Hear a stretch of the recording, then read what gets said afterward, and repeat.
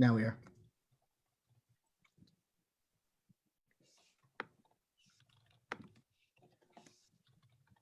Hi, Jeremiah. Hi, Benji. How are you? Well, how are you? I'm doing fine. I'm looking forward to my trip to Shanghai next week. Good luck. They won't let you in the country.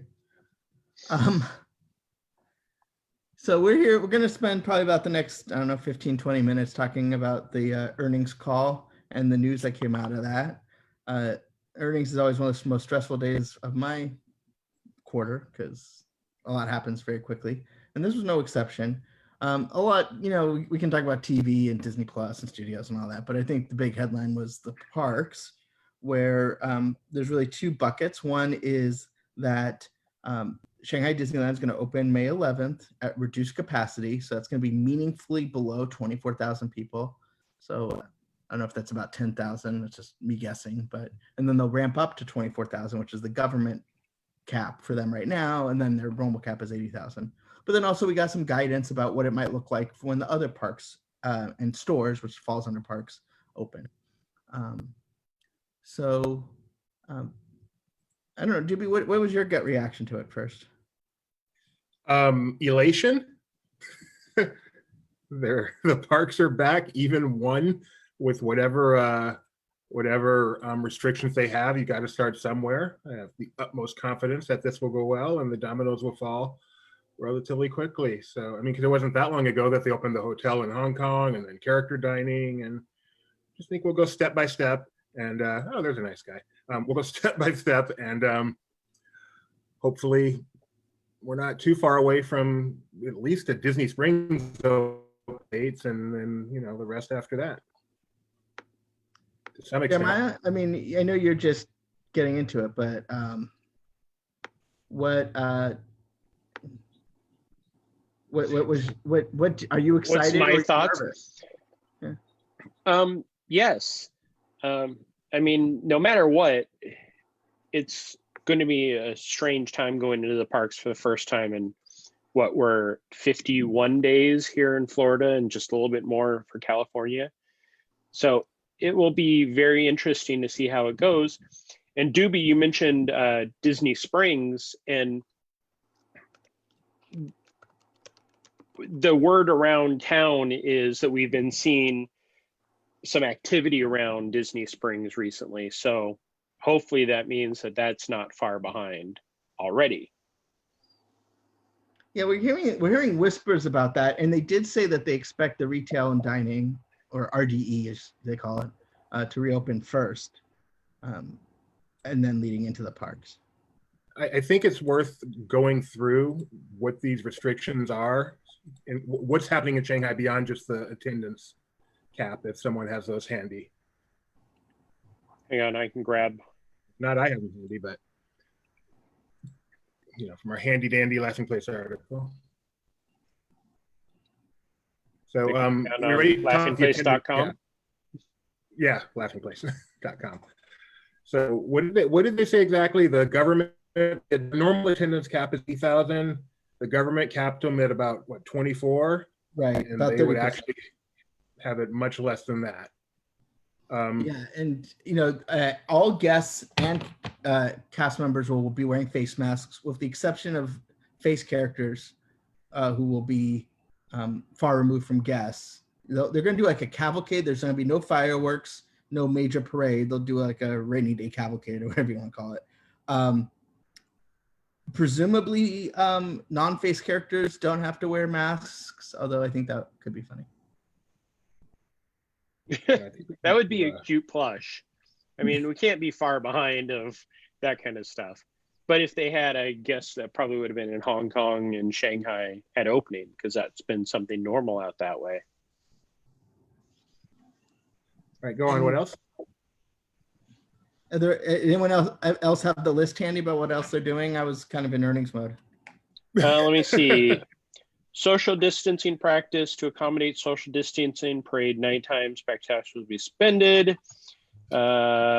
We talked about what was that? No parade or fireworks, you said, right? Yeah. Okay. No Disney characters. The frequency of sanitation measures will be increased in addition to cleanliness practice already in place throughout the parks. Hand sanitizers will be available at attractions, restaurants, and stores. So I think we'll see a lot more of the hand sanitizing stations everywhere. Yeah, and those already were implemented. They kind of seem to say like, yeah, we already did that. But so I don't know how much more there's going to be, probably at each dining location. I kind of think of it's going to be like a cruise ship, where it's just going to be ubiquitous with the theme park experience, possibly forever. Yeah. And they said that even theater attractions would not be opening at this point, correct? I don't see that notification. Really? That note. Sorry, I'm trying to and I should have had that ready before we started it. Talk about the ticketing measures. Yeah, that is probably the key. That'll be something that we'll see on this side of the ocean, probably. Right. That I'm guessing as soon as we hear the date, and then we'll have another maybe Shop Disney incident of the site going down. Well, the one thing I thought was interesting is that the annual passes will be extended until they end the ticketing system. So basically, if you have an AP, it won't count against you for that time. Now, it doesn't say if the APs can be used, like if you can book an AP, as an AP, book a slot to come in on a certain day. It does say that, actually. Yes. I remember reading that APs will have to book just like everybody. Yeah, but hang on. But I guess the question is, do they need to buy a special ticket, or will the AP still be valid? Annual pass holders. Wasn't that Dibby? Go ahead, Jeremiah. Read what it said exactly. Annual pass holders must make a reservation for their visit date and time through the Shanghai Disney Resort official online channels before their visit to the park.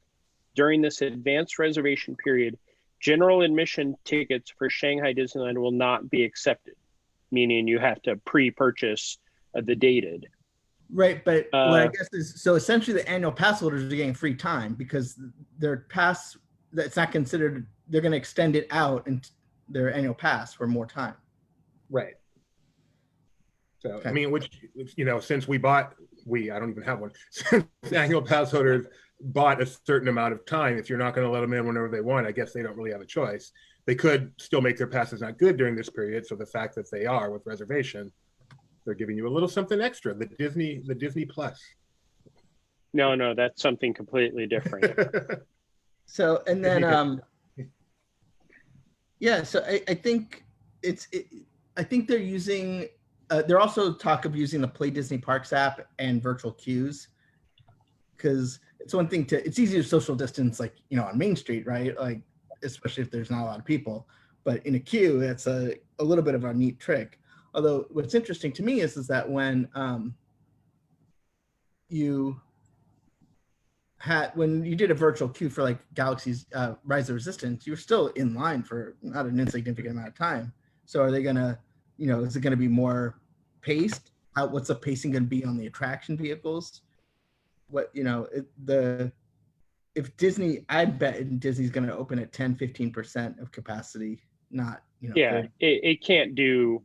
I mean, even with the 24,000, that's Shanghai Disneyland is a big park, but everybody goes to Pirates or to the Mine Train. So I almost kind of see them like taking a step back to the ticket books, where you have one e-ticket, so you can go on either Pirates or Mine Train. You have a D and so on and so forth.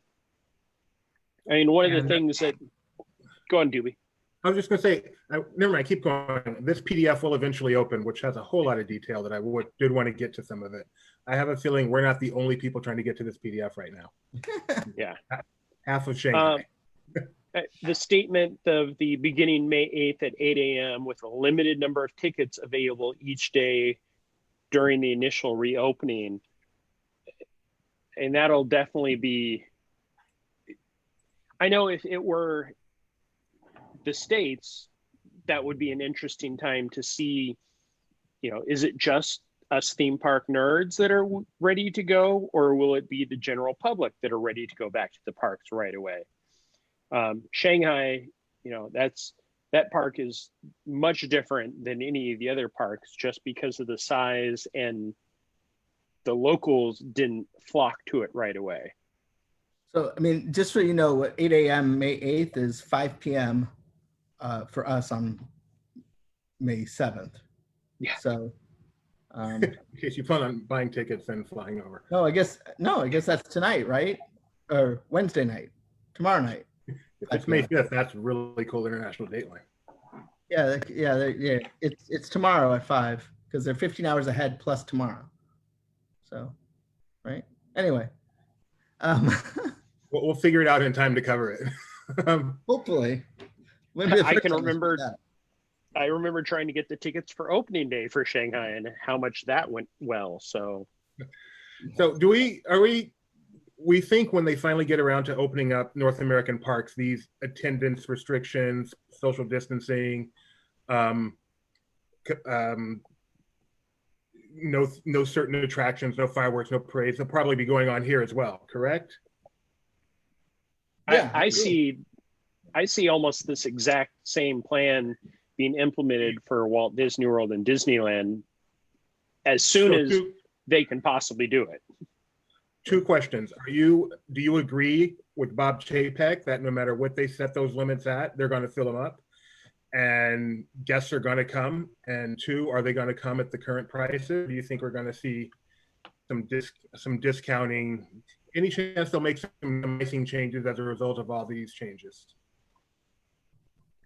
I don't see price changes happening just because, we've seen in the past, 9/11 is the only example we could really do that with changes that were implemented, they didn't adjust the pricing, but they did offer different specials and different discounts. So I think we'll see some type of plan, and one of the statements one of the things it says in there is, a specific date and time. So does that mean that you'll, like the opening of Galaxy's Edge, you'll be able to go in from 5 to 9? Will it be that? I don't know. I think it's more, I think the timing's just so you don't have bottlenecks at the entrance. I don't know if they're going to kick you out. I think that's harder. That's going to cause more, less social distancing to enforce it. But I think if you can pace them outside of the park, so that they don't all come in at 8 a.m., which is a bigger problem in Shanghai than it is domestically, at least in my experience. But Jen Mello does say she will pay full price. There are 8 of us, and the little kiddos are so excited. Yeah, I think based on what I'm seeing in terms of, Visit Orlando's surveys and things, the results that are coming out of that, I don't think they'll have a problem if they keep that number low. I mean, they're not going to fill the park up. But yeah, there's definitely demand. In Florida, we're not just talking parks; we're also talking about people still planning their vacations. Spending 5 days. Yeah, but I don't know if that number's it's that initially that's going to be all locals. They're not going to have people. They're not planning on people coming in for that. So they don't. You think the parks will open well before the hotels open? I think they will. The hotels will open. There's a significant drive-in component that still stay at hotels. Right. So I'm saying people are going to go there for a week, even with all these restrictions. Yeah. Okay. But I think the bulk will still be day guests, but they'll open up, not all of them, but they'll open up some of the resorts. Yeah. That's what I'm wondering. I don't know how much people are willing. I'm not saying they're not by any stretch. It's just such a strange thing to play. And by the way, in reading here, so I finally did find what I was referring to in the PDF that finally opened. It does say some interactive attractions and experiences, such as children play areas, theater shows, will remain closed. So, no PhilharMagic for a while. No Frozen sing-along over there. Yeah, well, I don't know. When they say theater shows, I also don't know if they might mean performance-based, because you could limit the capacity to PhilharMagic and still social distance, whereas something like Frozen live on stage would be a different story. Yeah, people are clamoring to see Beauty and the Beast, and you just no way you can Separate them out. No, The Little Mermaid. That's the show at the studios everybody's really going to rush for. Especially how do you social distance in the dark? It's, I don't know, underwater. Does it travel in the water? Never mind. Getting a little off track here. No, us off track? Never. So some of the other things they mentioned, and this is just how I wonder about, you know, American culture in general, again, without any opinion of my own, but so what is the QR code they're referring to? So in Shanghai, in China, they have health codes. They get green, yellow, red, and they track everybody so they know if you've been exposed. So red means you have it, yellow means you've been exposed to somebody who's had it. So you, and then green means you're good to go. So Okay. that's I mean, you're not going to have that in America. I don't think you're not going to have that in America just because of America. But you know, temperature checks and other stuff could happen. You expect temperature checks and mandatory masks except when eating? Yeah, that's, I think the temperature check. That's been so debated, you know, amongst the Orange County folks, but I think that's going to be, yeah, I'm, you know, except for small, very small kids, I wouldn't be surprised. Now, we're getting ahead of ourselves. Shanghai will be open for several weeks before Disney World even considers it. And, you know, they'll see how things play out. That's definitely the testing ground. So, you know, a lot has changed in the last 3 weeks in terms of masking and what we're comfortable with. I mean, obviously the situation in America wasn't as dire as we thought it could have been, you know, thanks to the social distancing efforts. But, you know, you got to remember, China took basically 4 months to reopen, and the domestic parks have only been closed 51 days. Yeah. But who's counting? Yeah. I do think that this first step is positive and definitely scary. I mean, I saw somebody post, you know, this could be the first crack in the dam to, you know, we're funneling the good way, but as soon as we start reopening, is that going to widen again, you know, the fear of social distancing? And as somebody who spends a day in the park, social distancing is easy to say, but I go to Walmart down the road and I have people that don't understand to stay a foot away from me, much less 6 feet away from me. Well, I just want to chime in here with some comments from Shelly, who's joined us on all of these Zoom calls. She says, no way QR codes would come here. I think she's right. And that she thinks more will change as they evaluate to make it work the best. And Heather Sue just booked her flight. yeah. You know, what's interesting is I think one of the things we'll find out, it's much easier to social distance indoors by just limiting capacity, I think. As people are roaming around outdoors, I don't think it's quite as easy. I think we'll learn a lot about some of the speculation about this as to how actually virulent is it outside. I mean, there's thoughts in every way, but hopefully the thought that being in the sun, which you're going to get in Florida, is actually not nearly as dangerous as being indoors. We'll find out that everything is A-okay and start to relax a little bit, hopefully. You know, and it's one thing in China where they've had a lot longer for the tail to die down, but you know, Disney is very cognizant of the fact that it's not going to work if they have to, you know, there's a false start where, you know, they come and then they have to close again. So, you know, I think it's going to be, you know, you know, if let's say we look at June 1st, and I'm talking about from the theme parks, Disney Spring, you know, restaurants, Disney Springs and stuff, you know, that's a little bit of a different story. But in terms to, when it comes to the sort of bigger picture of reopening, no, they're not gonna want to reopen until they see how these current easing situations impact the spread, because they're not going to want that stink. And I mean, I believe them when they say they don't want to do it from a sort of ethical standpoint. You know, they're not a small business that is really pushing for it because they need to, you know, feed their children. You know, it's a big company that can wait if they have to, and to employ their cast. You know, and if they have to start booking trips again, then when it is actually time, it's going to be a lot harder to convince people that with confidence that they should book. Bob Chapek also made it clear we're not going to open up unless we're going to make money by opening up. So for whatever that's worth. Because Yeah, obviously, as soon as you open up, you've got to hire a bunch of people back and Yeah, paying them again. I think that's definitely, we'll have a good idea once Shanghai opens of what it's going to look like.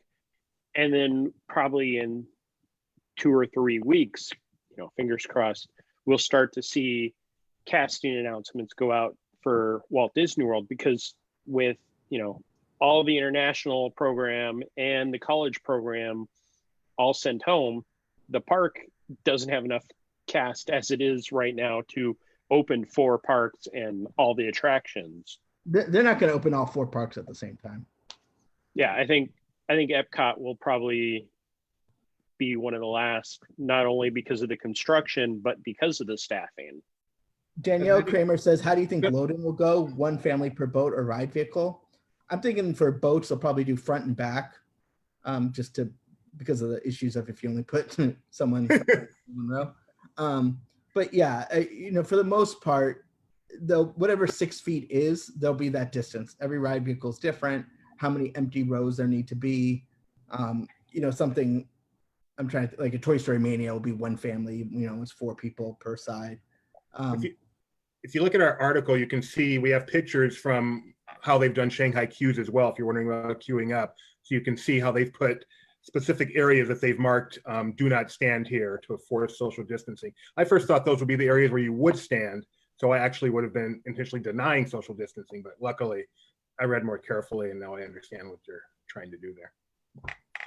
Any word, what do you guys think? How soon will they reopen that hotel on Discovery Island? Any thoughts on that?